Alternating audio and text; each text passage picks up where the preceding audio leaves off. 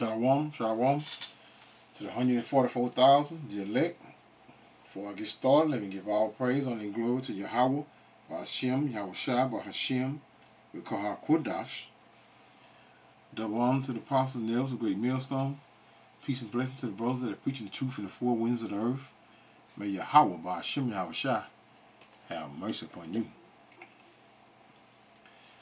I got some short clips to go in on concerning the impact that U.S. Well, let me just read the list. What is it? Let me just read the thing on the screen. How a looming port strike could impact U.S. economy. Port strikes could slam U.S. supply chain. Shippers scramble for what? For work around as U.S. port strike looms. Now, I'm going to go back to a day ago. Then I'm going to go down from 20 hours ago. Then I'm going to go from 3 hours ago. Then I'm going to hit the video. They very short clips. Just want to give a little short presentation concerning what I'm about to go in on, which is famine. What's come with famine? Pestilence, violence. These things, when there's a shortage of food and water, what's gonna take place? People gonna start what? Start coming against one another, right? For food and water. Even using cannibalism. So these things must take place and will take place because why? Because Romans 15:4, for whatsoever things were written, that for a time were written for our learning. And these are the things they have taken place before in our past and previous lives. For those of you who understand reincarnation, so they're going to affect us during this time as well. But so that grace will be up. Soon as Yahweh crack that sky open, that grace will be up. Now you're going to be looking for mercy. Because if you don't receive mercy during this time, you're going to receive judgment. That's why I don't understand guys be talking about we in a new covenant. Madness. You could never be in a new covenant, man. Because the contract like I'm gonna give you a prime example of what I'm talking about, right? Let's say Esau Edom, you're doing a contract with Esau Edom. Esau Edom gives you a piece of paper, right? And gives you a contract. And what's the boundaries of the contract you can't go out of? The four corners of that piece of paper, right? So if you go outside of the four corners of that piece of paper concerning the contract, what happens? That means it's null and void. So the Heavenly Father has created, we just use contracts, has created a contract with who? Which is blessings from our forefathers that he has given the heathens, right? So he gave them contracts, right? So Esau Edom continued to rule. Esau Edom continued to have us in captivity. So while we claiming to be in the New Testament, a new covenant, when we are still under the hands of our enemies. When Esau Edom's contract is not up. When his Esau contract is up. When his contract is up, meaning he's going to be what? Out of rulership. So in the process of Esau Edom coming out of rulership, what's going to take place? The righteous is going to rule. So when the righteous rule, what's going to take place when the righteous rule? Captivity. Somebody got to be serving someone. Someone have to be what? The rulers on the earth. That's just the way the Lord has it. That's life. That someone has to go enslave, someone has to slave something, have to serve someone. So all of the nations that had their rulership on earth, right? They had their rulership on earth under the old covenants, right? Covenant, should I say? Because on the 1 and 2 covenant. Because the second covenant, the first covenant and the second covenant were with the children of Israel. But again, like I said, that they have given his children, our forefathers, some of their children, which is Esau, Edom, which is Esau, which is Amalek, right? Ishmael, all of these, the Moab, all of them, they have received their blessing from the Lord, man, which is our forefathers, right? They have received their blessing. They have been what? Been great on the earth, man. So now it's time for the true rulers of the earth, which is his children, to what? To rule. Just a little short presentation. That's not what I'm gonna go in on, but a little short presentation concerning the new covenant, man. Madness. So let's get into this famine, and in the process of famine coming, the hopeful elect is gonna need what? The hopeful elect is gonna need the Lord to save them from under the hands of what? All of our enemies. And that includes the 2/3 of our sisters and brothers. Wicked sisters and brothers. Alright, so let's go over here. A potential strike at East and Gulf Coast ports is already causing chaos for U.S. companies, as 36 ports with 45,000 workers could shut down as soon as October 1st. Many shipping firms are now scrambling to import early, shift goods to the West Coast, and even put cargo on pricey flights to get ahead of the potential strike. The dispute between the International Longshoremen's Association Union and the United States Maritime Alliance Employer Group hinges on pay, with current contract terms expiring at midnight on September 30th. As a result, companies like DSW parent Designer Brands have been forced to come up with workarounds, as the fashion firm normally routes about 20% of its shoe imports through the East Coast. According to its supply chain officer, it has now shifted about half of those goods to the West Coast and paid 10 times more than a typical ocean transit to fly in a small shipment of leather boots and dress shoes from Brazil. Along with causing corporate headaches, the threatened walkout could also jam supply chains and reignite inflation ahead of the U.S. presidential election, while also putting a deeper dent in the U.S. job market, as it would be the second major U.S. strike alongside Boeing's ongoing dispute. So what you all think? You think this is not going to happen? Not going to take place? Yes, it's going to take place. This is a very strategic move that Esau, even the so-called white man, is doing. Look, the same way they built this up, their network, which is this system, right? The same way they built this beast system up, they know how to break it down just as well as they built it up. You know, these things that they have learned from who? From their forefathers, man. In ruling, Esau Edom been in rulership for a long time. He knows what to do.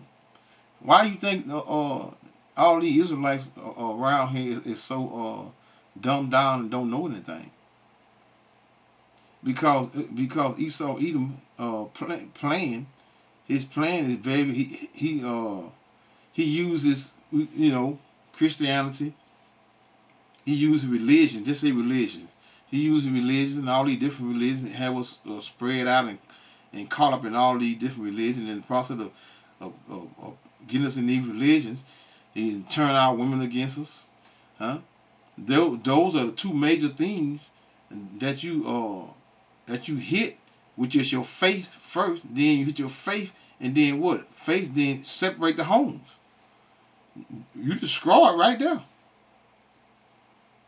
You destroy it right there. Your homes it's over with. This is why we're in the condition that we're in, and we're gonna need the Heavenly Father, Yahweh Hashem Yahushua, to be with us and then to make it out of this madness.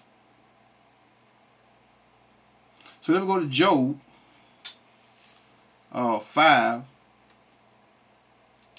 start at verse 19.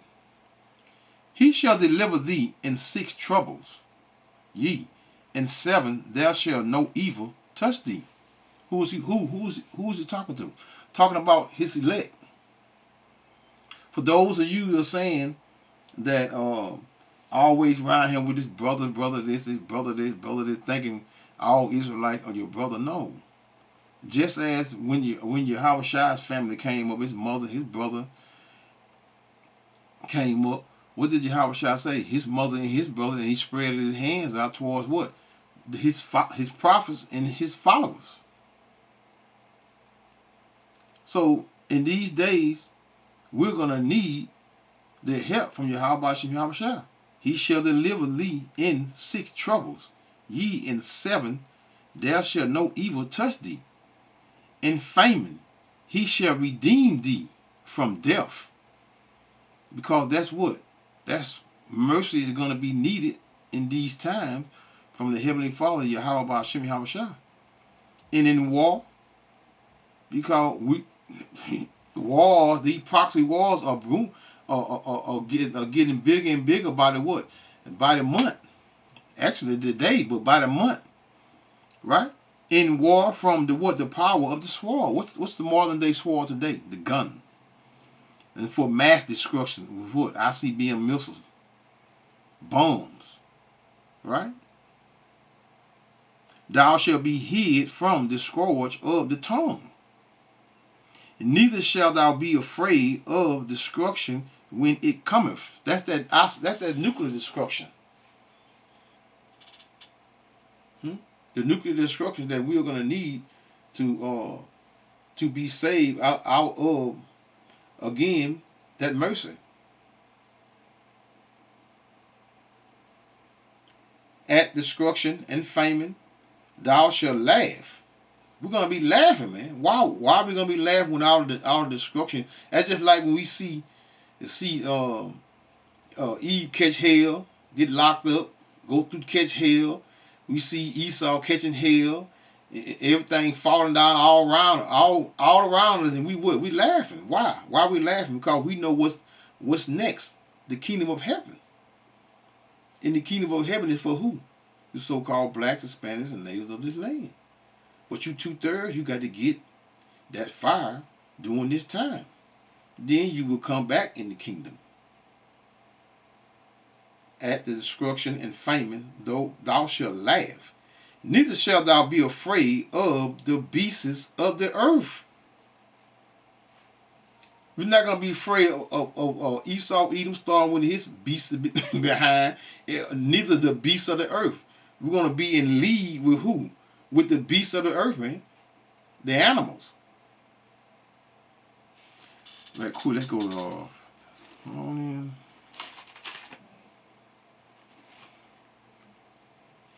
Right, quick. I think that's 4 and 17. 1 Thessalonians 4 and verse 17. Then we which are alive and remain shall be caught up together with them in the clouds to meet the Lord in the air, and so shall we ever be with the Lord. I was sure going to say that to a little last, but since I read it. It must be meant for me to read it. But these are the things that we are going to need to make it out of this the hell that we're about to go through, because 1/3 or 2/3 you're going to catch hell over him. Because why? Your faith, you have to be tried, and you have to be tried and be sure that you have to be tried to be worthy to be saved, to receive what? That mercy from the Lord, Yahweh Shem Yahushua. Let's hear another one. Listen, it might take much longer for you to get the products you want, because next week a potential labor strike at East and Gulf Coast ports could leave ships filled with billions of dollars worth of goods stranded. Back in June, talks stalled between the union representing dock workers, that's the International Longshoremen Association, and the group representing their employers, the United States Maritime Alliance. And that means more than 45,000 workers at 36 different ports across the East and Gulf coasts might walk off the job next Tuesday. More than 60% of shipping traffic goes through these ports, so the expected economic impact from a strike could be significant. Consider what a week-long East and Gulf Coast strike could do. It could reduce the national gross domestic product by $4.5 to $7.5 billion. However, analysts stress that the lost GDP would mostly be recovered once ports clear shipping backlogs. Still, that could take until next year to do so. The economic impact will also be large because each port is crucial to the national economy. Take a look at this. Down in Norfolk, Virginia, if that port closes, the expected economic impact would be as much as $600 million per day. That's according to analysis by the nonprofit Maitre. Houston's port faces costs of $91.5 million per day in imports and exports. Since these goods could remain stuck at sea during a potential strike, some manufacturers are sending their goods to the West Coast. Already, August was the busiest month for the Port of Los Angeles since the pandemic, and it was the busiest month in the 113-year history of its neighboring port down in Long Beach. There it is. This is Psalm 33 and 18. Behold, the eye of the Lord Yahweh is upon them that fear him. So, you people don't fear Yahweh Hashem Yahweh Shai. You people fear JC. And that's what you're going to be calling on when the Heavenly Father brings this hell to earth, because hell is what is conditioned. Hell is not under the ground. There's no red man with a tail and a pitchfork. That's Christianity, man. That's dogma, which is lies that have been taught to you by your oppressor, which is what Bishop Nate is teaching now. Hell, being burning forever under the ground. So what's the purpose of mercy? If that's the truth concerning mercy, you all choose. A lot of you all choose to follow larger groups, and then following smaller groups. Not saying that that they don't have some guys in his group, but I don't see a whole lot of them coming out of that purple, man. I don't see a whole lot of them coming out of that purple, because a lot of their members are just like. So if you're gonna say all of these, so we just say that the church member that's in the church, all the Baptist churches and all around the country, right? Billions of them, right? So if they're not gonna be saved because they're the ones that are giving them, preaching to them, they all gonna die because they all gonna die together, right? So if Bishop Nate people not questioning him, just as a Baptist member don't question their pastor, and their leaders are not questioning Bishop Nate, so why should his members be saved? It's just a question. It's just a question. But no one knows who's part of the elect. No one knows, right? But Yahweh Shai and his father. Well, we just say Yahweh, because within that hour, no one would know will be saved. No one knows the hour when it coming. Even Yahweh Shai does not know. Only the Heavenly Father, right? So, behold, the eye of the Lord Yahweh is upon them that fear him, upon them that hope in his mercy. That's that mercy. That's to escape the wood, that fire. Those ICBM missiles, Yahweh Shai, lasers, the chariots, the angels. To deliver their soul from death and to keep them alive in famine. Famine is what you see. This is what this is what the mass hell on earth is, what's about to take place, because no one, even your neighbor, you will not be able to trust. the people that's standing right beside you would not be able to trust them, because boy, when it comes down to getting ready to eat, they're gonna be looking at you, your children first. Just like you be looking for a deer, hunting down a deer to eat, for ones you ought to eat possums and raccoons and all of that. They're gonna be looking at your children for that same nourishment of what? For food. To deliver their soul from death and to keep them alive in famine. Our soul waiteth for the Lord Yahweh. He is our help and our shield. What that is, Proverbs 18 and 10. The Heavenly Father's name is a strong tower. So the name matters. The right name to call upon when all this hell break loose is Yahweh Ba'Shem Yahweh Shai, not JC. The so-called how you gonna call on a pale-faced white man, right? For salvation, when the pale-faced white man is the one that's giving you the hell that you finna go through. It just don't make sense. Just make that make sense, man. You can't. Our soul waiteth for the Lord Yahweh. He is our help and our shield. For our heart shall rejoice in him, because we have trusted in his holy name. Name, Yahweh, Ba'Shem Yahweh Shai. The name matters. The name has always mattered. Remember when he, what was his purpose of raising up Pharaoh? He raised up Pharaoh, what? To be great. But first to put us in captivity for our wickedness, but this is the Heavenly Father's show, right? So all things are all the will of all the spirits and souls, they're what? They're just playing out the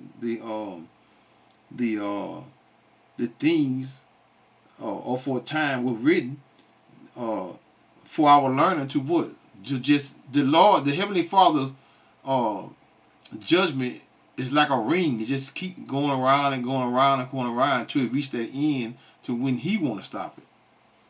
Which is going to be when he's going to save his elect out of Babylon, which is America. They're going to put them up from the four corner, but most of the elect are going to come right out of Babylon, America. For our heart shall rejoice in him, because we have trusted in his holy name. Let thy mercy, so because you're going to need mercy, because your grace is going to be up. O Lord Yahweh, be upon us according as we hope in thee. Your hope can't be in JC, man. JC is not going to save you. So let's go to the next video. The one is 20 hours ago. We want to focus on the 45,000 dock workers threatening to strike across America's ports next week. The strike could cause empty fruit aisles and prices to soar in grocery stores. And if this goes on long enough, one analyst claims the strike could potentially cost the U.S. economy over $5 billion. Joining us now, produce importer Peter Kopke Sr. Peter, thank you so much for being here. Peter, you have dealt with how many of these types of strikes in your 60 years in business? Multiples. But what could consumers be in store for? Shortages and higher prices for the very kinds of fruits that you import? Yes, well, I've been doing it for 66 years, and I've experienced, we had strikes in the late 50s and in the 60s, and in 1971, the last strike was in 77. And of course, as soon as you have a strike, you have the supplies of all of those articles in the ships are cut off, so you have a market without the commodities, and the prices rise sharply. Right now, there's millions of boxes of citrus fruit, as well as bananas and others, that are going to be caught in the strike.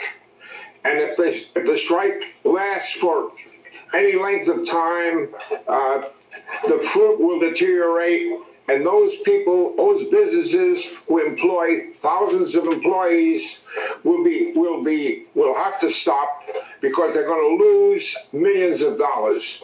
So it's a very, very serious thing especially for perishables.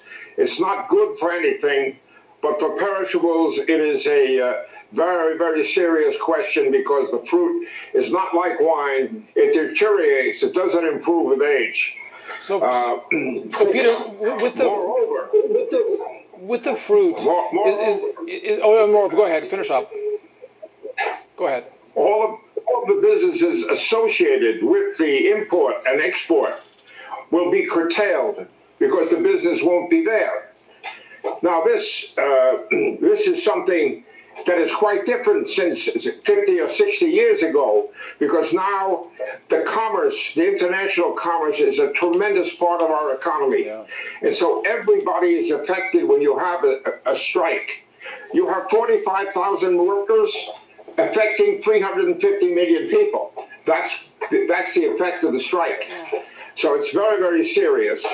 And if they go to strike for 30 or 40 days, most of the produce will be lost, people will be going out of business, and the economy will be seriously affected in an inflationary way. The government says they want to reduce the inflation, but they can hardly reduce it if they don't even engage the unions in order to not to prevent the strike, but to get them to negotiate. Yeah. They're not negotiating. And the president of the ILA says we have to strike because we're coming up against a hard break. We are going to have to run. We're going to continue to follow this story. It's important to America. We appreciate you being with us, Peter Kopke Sr. Thank you. You see how they cut him off? The old man was trying to give a little more detail concerning the outcome, the mass outcome, are not just going to affect America. You got to realize, look at all those shipping costs, man. Thousands and thousands of shipping costs, tens of thousands of shipping costs that has food products that go to the four corners of America. So you think these things are not going to affect the people that are sending these things to? It's gonna affect them too. You know, America has made a lot of people rich, man. A lot of people rich, and they still continue to make them rich because who are the this place is probably the best consumers on the earth, man. As long as you got them Eve running around here, Eve, with that hair. Let's get to the next precept, which is going to be Lamentations 4. I'm going to start at verse 9. They that be slain with the sword, meaning what's the sword today? The gun, right? And then for mass destruction is going to be what? The ICBM missile. They that be slain with the sword are better than they, that be slain with hunger. Because you would rather catch a bullet in the head or something or in the heart to die than to be Than to be starved to death. Right? Because that's a slow, painful death. Very slow, painful death. They that be slain with the sword are better than they that be slain with hunger. For these pine away stricken through for want of the fruit of the field. That meaning your what? No produce, nothing to eat. Your nourishment that you get daily. And a lot of people over here in America, they used to what? Most of the American people are obese.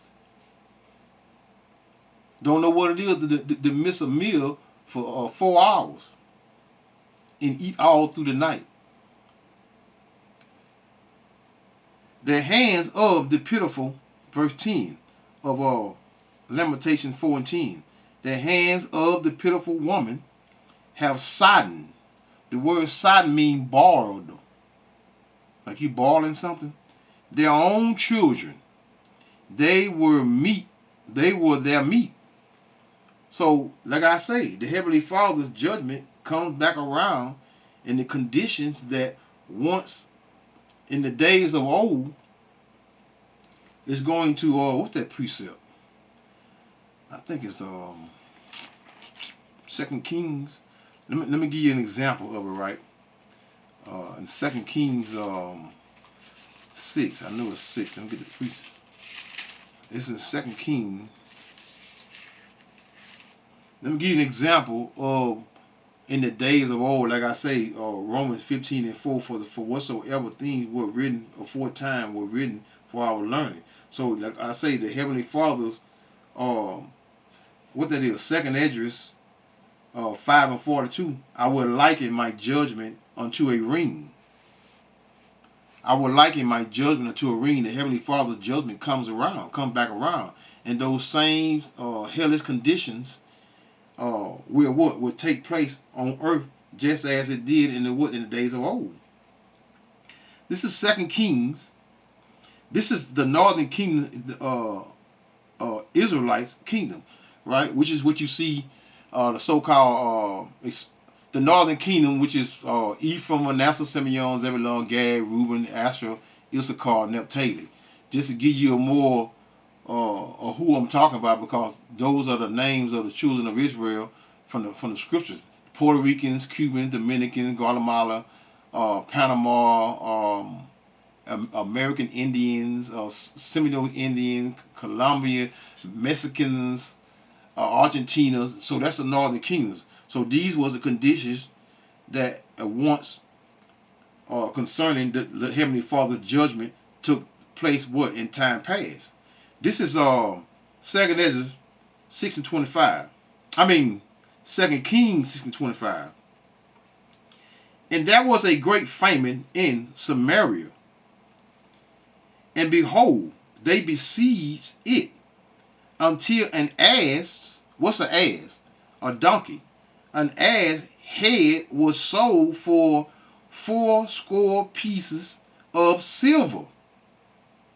A dead animal's head was sold for 7 pieces of silver. Was a lot back in those days. And the 4th part of a cab of dove's dung, or dove's dung. Dung is what? Is manure, right? For 5 pieces of silver.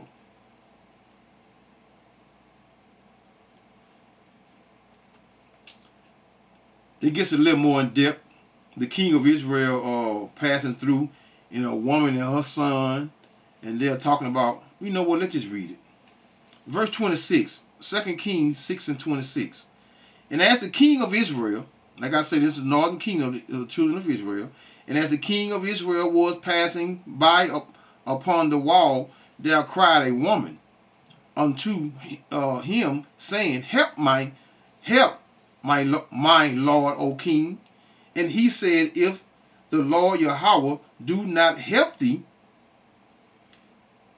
That's just like in these days when you 2/3 are going to be suffering, and you're going to be looking for help, and possibly looking for help from someone that could be possibly a hopeful elect.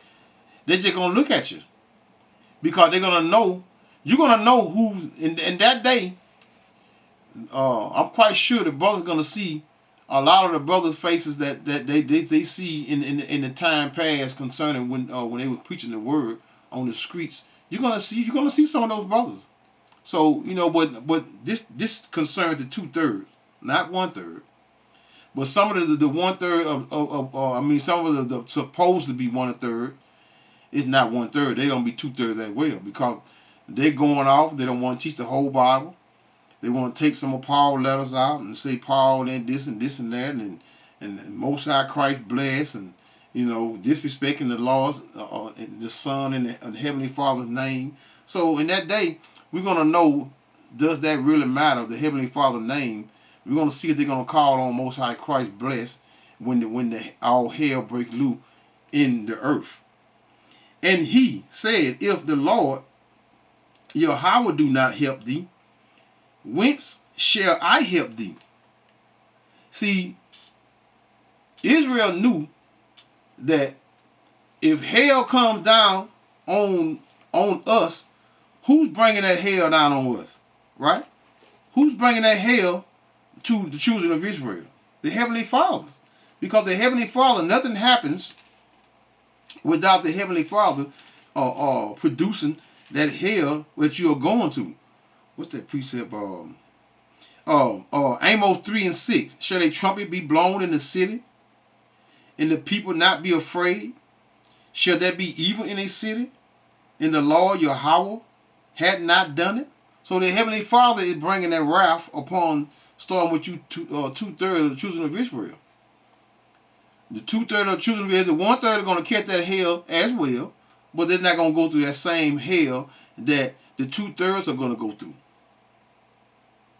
Because in the end, the two-thirds are going to get that fire, along with those heathen, which is that second death. Well, man. Verse, we'll start back at 27. And he said, the king said, and he said, because the woman was cried out, to the king to help her? And he said, if the Lord Yahweh do not help thee, whence shall I help thee? Out of a what? A barn floor, and out of the what? The wine press.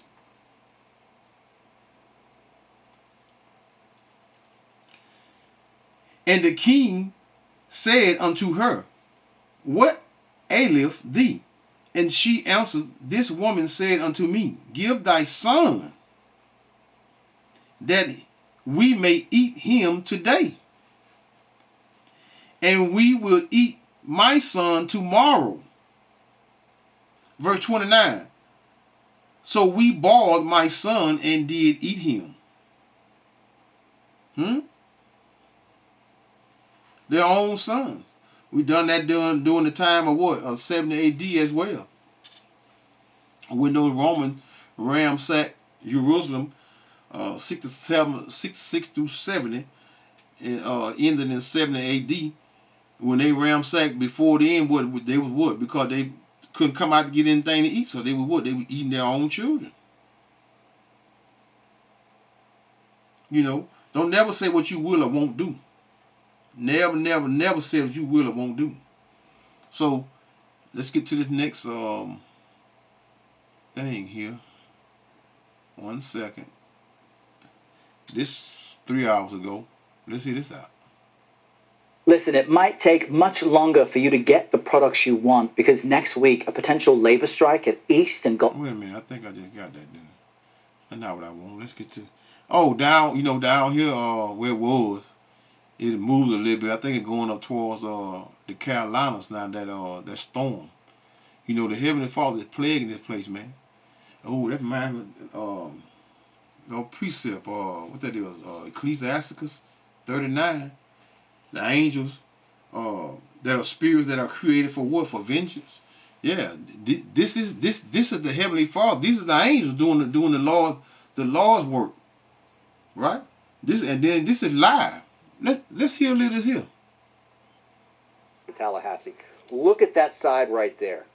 That's the very, very heavy rainfall that's pushing through that area right now. That has the most wind in it.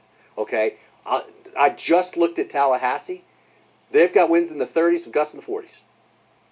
This has gone just to the east of them. Now they'll get a little bit more wind than that because but if you notice, look how these cells are not moving all that fast versus how fast these cells are on the east side of it. So they got very lucky to be on that west side of it, and that will continue. I do expect this to be weakening. There are the official numbers right now. Landfall at the Osceola River mouth, but that's about 10 miles west-southwest of Perry. 938 was the pressure. That's exactly where we still are at. This was at 1110, so it was just a little bit ago, about 20 minutes ago, that it did this. Now, think about this town, Scanlon, up towards Cabbage Grove. Look at the way that they're positioned and that northern eye wall went over them, and then because it's moving north-northeast, they're in the northwest eye wall, and they will basically stay in the western eye wall and then even get the southwestern part of it. Now, that's not as bad as the eastern side of it, but it just came in to have happened to give them one heck of a ride right there with a very heavy rainfall on top of that. So that will continue. This thing is just not working anymore. There's the Tallahassee radar. You can see that it is looking pretty good right now as far as the winds go, but very heavy rainfall is still pushing across the area, and that will continue. All right, man. That's Tallahassee. I think it's going up towards the Carolinas. So you know, and brother might experience some power outages. It said Category 4, and this is at this present moment 21K people watching it right now. Tampa Bay Channel 10. So let's get Ecclesiasticus 39 and 28 concerning vengeance. There'll be spirits created for vengeance. This is Ecclesiasticus 39 and 28. There'll be spirits that are created for vengeance, which in their fury lay on sore strokes.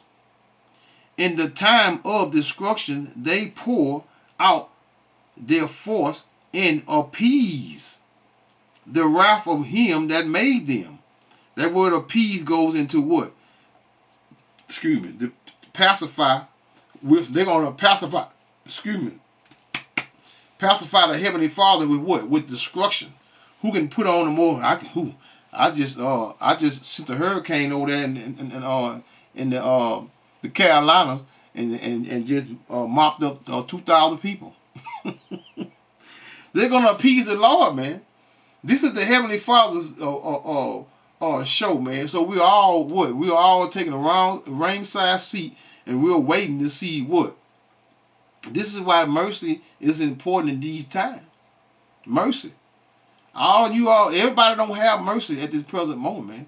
We won't know who's going to receive that mercy until the Heavenly Father take up who he going to take up. And if you are afraid to speak the Bible, the whole Bible, afraid to talk about a young woman and her virginity, you're afraid to don't want to take out your hat when you preaching the word, huh? You afraid to call on the Heavenly Father's name because you can sold out for that bag. You know, you want to be ratchet, you want to be loud, you want to come against the Heavenly Father. All of these things is what the Heavenly Father you're going to be judged for. And these spirits that are created for vengeance are going to be what? They're going to be trying to appease the Lord with what? The destruction, which is your destruction. Fire and hail and famine and death, all these were created for vengeance.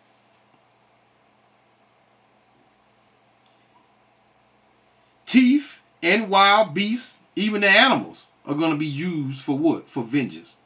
And putting you wicked jokers to death. Teeth of wild beasts and scorpions, serpents, and the sword, punishing the wicked to destruction. Huh? ICBM. That's that fourth seal. It's going to be up. Those four angels holding back the winds. What's going to happen? That's when all hell going to break loose then. All hell is going to break loose. Spirits that are created for what? For vengeance. I'm trying to what? To appease the Lord, man. I think it's one in Psalms too. Let me see right quick. Let's go back to Psalm 70, 78.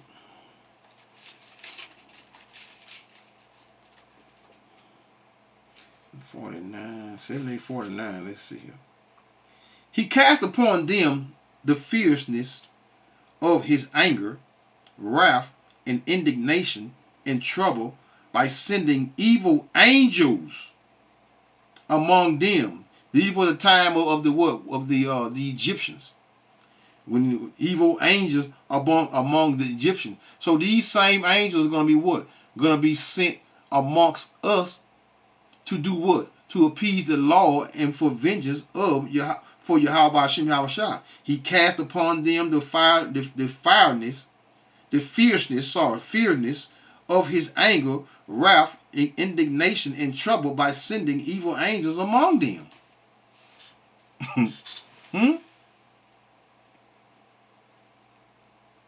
Let's get a little more. Let's get another video here. And then I hit a few more precepts, and then we're going to close this out. That's 2 days ago there. I wanted to get some of the recent.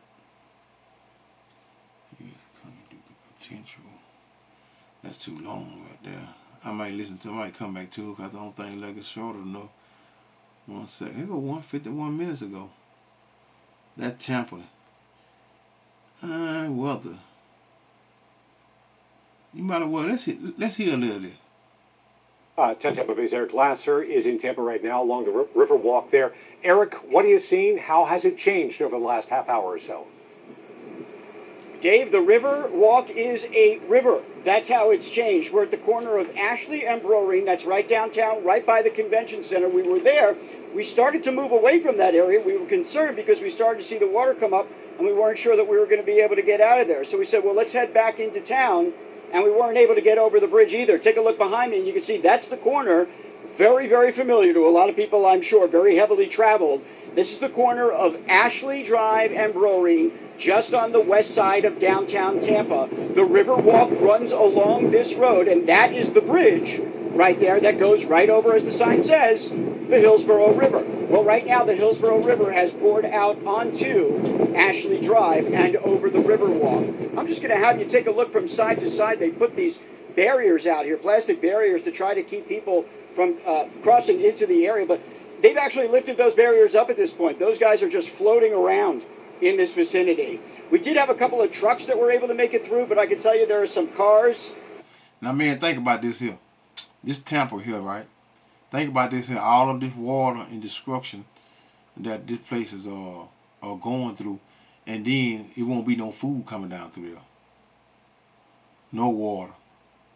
Because the ship is going to be, boy, this stuff is this stuff not strategically planned for Esau Edom to plan this right here, man.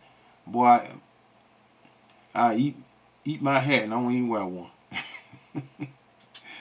Let's go. Let's hit this right here. You know what? Let's see something here. Let's do this right here. Let me hit a few pieces. I'm gonna close this out. Let me see this right here right quick. This hurricane. This is Hurricane Helen may bring unsurvivable storm surge. This is 41 minutes ago. In tonight with Hurricane Helene just upgraded to what they're calling now an extremely dangerous Category 4 hurricane, set to make landfall just a short time from now. Already 130 mile-an-hour winds. Take a look. Damaging winds up to 20 inches of rain in places. Tonight, authorities warning of potentially catastrophic storm surge. This is the satellite at this hour. The eye of the hurricane about 120 miles west of Tampa. Its outer bands lashing Florida for hours now. The monster storm has been gaining strength. It's moving fast. There are tornado watches across several states and flash flood alerts. They stretch from Florida up through Georgia and the Carolinas. The National Guard moving into Crystal River, Florida, in the Big Bend area where Helene is expected to come ashore. Tallahassee tonight, a ghost town, shops boarded up, people heeding the warnings with this hurricane now moving in. In Cape Coral near Fort Myers, a possible tornado roaring through this backyard, leaving, of course, a lot of damage behind. Torrential rain drenching this Orlando neighborhood tonight. The waves crashing onto the Howard Franklin Bridge. This is across Tampa Bay right there. That bridge now completely shut down tonight. Our team, of course, across the storm zone tonight, and we begin with Chief Meteorologist Ginger Z. She's in St. Petersburg with the latest track of this hurricane. Ginger?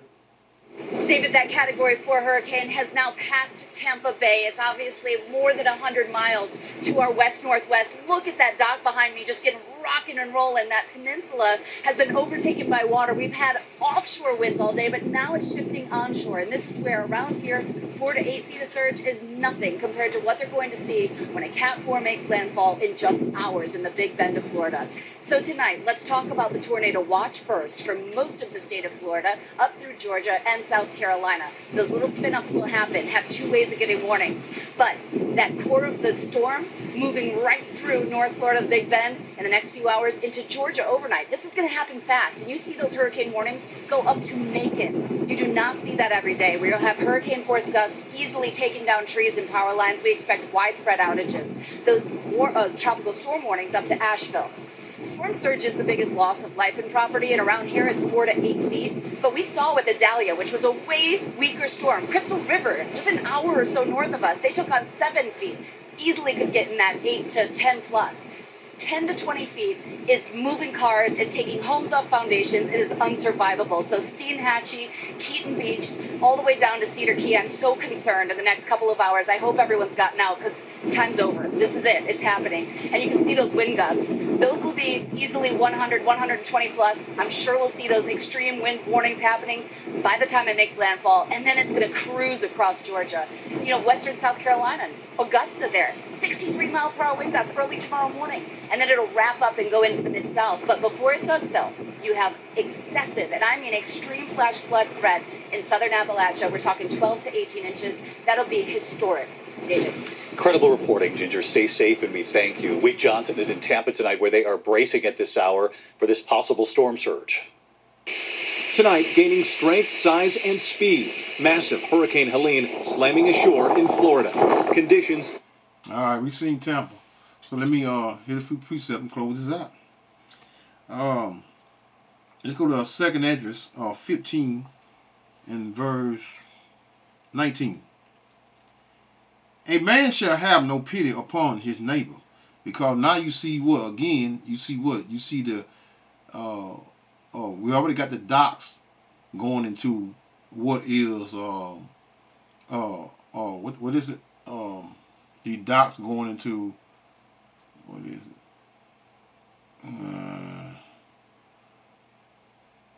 What is it? Strike. That's what I'm looking for. So these docks going into strikes, right? So what's going to take place after that? People are going to be scrambling for what? Because they're going to always, a lot of people are going to be what? Their lights are going to be out. Next week could be some hell, some real hell, right? Because when the lights go out, then the lights go out, no food, no water, man. Shh. Better get ready. A man shall have no pity upon his neighbor, but shall destroy their houses with the sword, and spoil their goods because of the lack of bread and for great tribulation. Hell, man, this is why you're going to need Yahweh Hashem Yahweh to save you out of the pending what?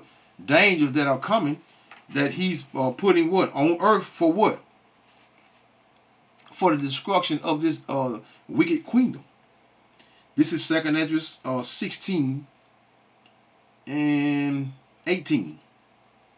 The beginnings of sorrow and great mournings, the beginnings of famine and great death, the beginnings of wars and powers, Esau's power, shall stand in fear, the beginnings of evils, meaning bad times are coming. What shall I do when these evils shall come? Amos 3 and 6. Should there be evil in the city? What I should be doing when the evils come, right? What that is, Amos 3 and 6. Well, I ain't got to read it. Amos 3 and 6, you know what it is, right? Well, you don't know what it is, but let me just see, can I quote it here?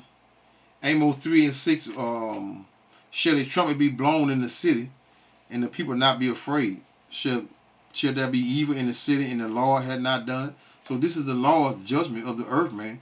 Starting with you 2/3, and in Esau, England, which is you 2/3 and you wicked Israelite. You wicked 2/3 and the heathens, right? But the 1/3 are going to catch that head, but just not in the same fashion of the 2/3 and the heathens. Behold, because the 2/3 are considered to be heathens as well. Behold, famine and plague and tribulation and anguish, mental anguish. You're going to be suffering because you're going to be what? Mentally, you're going to be just lost. You lost your mind. Are sent as scourges, meaning punishment for what? And an amendment for an improvement on the earth, man. Or who? The righteous ruling. But for all these things they shall not turn from their wickedness, nor be away mindful of the scourges. They still not going to be mindful of it. They still not going to turn away because why? They still going to probably try to look for something to do wicked in the process of them needing food and water. Behold, victuals, meaning food, shall be so cheap upon the earth, because there's a possibility it could be scattered all over the ocean if that storm come down through here in some of these places, right? That they shall think themselves to be in good case. Only for a short time, that comfort of the food that you might receive, that you might take from one or two stores, it ain't gonna last long. And even then shall evils grow upon earth, sword, famine, and great confusion, because Esau is controlling all of the narrative. So you are going to, so that's like that masses, what I was saying concerning the mass, just brought me back to a thought, or remember earlier when I started, concerning you all love following the masses of people, right? And going from well, whatever, right? Because Esau controls the narrative, so keep following him and keep following the masses and see where that in you, where you going to go for that, right? For many of them, where you going to end up, should I say, for many of them that dwell upon earth shall perish of famine, and the other that escape the hunger shall the sword destroy.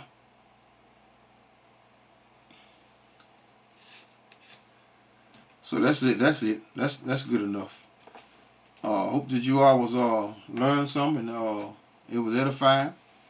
I'm gonna say call her Lord Yahweh by Hashem, Yahweh Shai by Hashem, Rekaha Kodash, Shalom.